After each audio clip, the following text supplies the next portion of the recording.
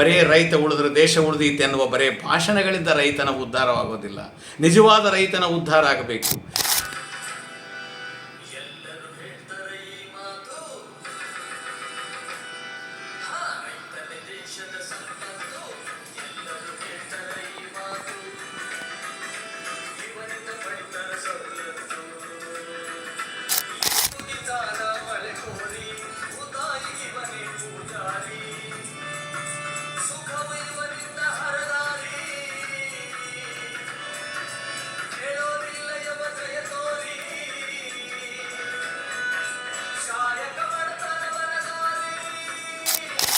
ಬಿಳೆ ಚರ್ಮದ ಜನ ತಿನ್ನೋ ಬಿಳೆಯಕ್ಕಿ ಹಂಗಾತು. ಬಿಳೆ ಚರ್ಮದ ಜನ ತಿನ್ನೋ ಬಿಳೆಯಕ್ಕಿ ಹಂಗಾತು. ಕಪ್ಪು ಜನರು ಕೆಂಪು ರಕ್ತ ಸುರಿಸಿ ದುಡಿದ್ರು ಅದು ಬಿಳೆ ಅಕ್ಕಿ ಆತು. ಕಪ್ಪು ಜನರು ಕೆಂಪು ರಕ್ತ ಸುರಿಸಿ ದುಡಿದ್ರು ಅದು ಬಿಳೆ ಅಕ್ಕಿ ಆತು.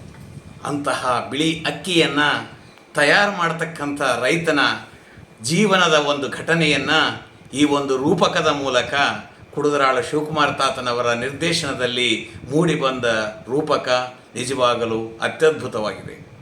ಇವತ್ತು ದೇಶ ಉಳಿಬೇಕು ಅಂದರೆ ರೈತ ಉಳಿಬೇಕು. ಹಳ್ಳಿಯ ಉದ್ಧಾರ ದಿಲ್ಲಿಯ ಉದ್ಧಾರ.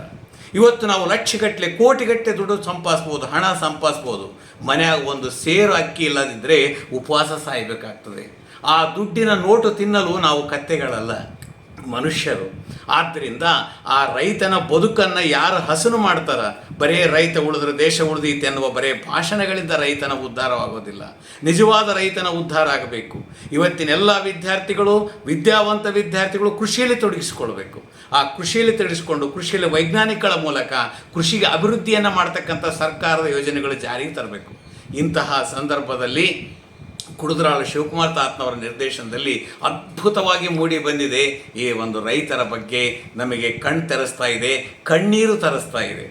ಈ ಒಂದು ಪಾತ್ರದಲ್ಲಿ ವಿನೋದ್ ಕುಮಾರ್ನ ರೈತನ ಪಾತ್ರವಂತೂ ನಿಜವಾಗ್ಲೂ ನೋಡ್ತಾ ಇದ್ದರೆ ಹಾಗೆ ನಿಜವಾದ ನೈಜ ಘಟನೆಯೋ ಎನ್ನುವಂತೆ ನಮ್ಮ ಕಣ್ಣಲ್ಲಿ ನೀರು ತರಿಸ್ತಾ ಇದೆ.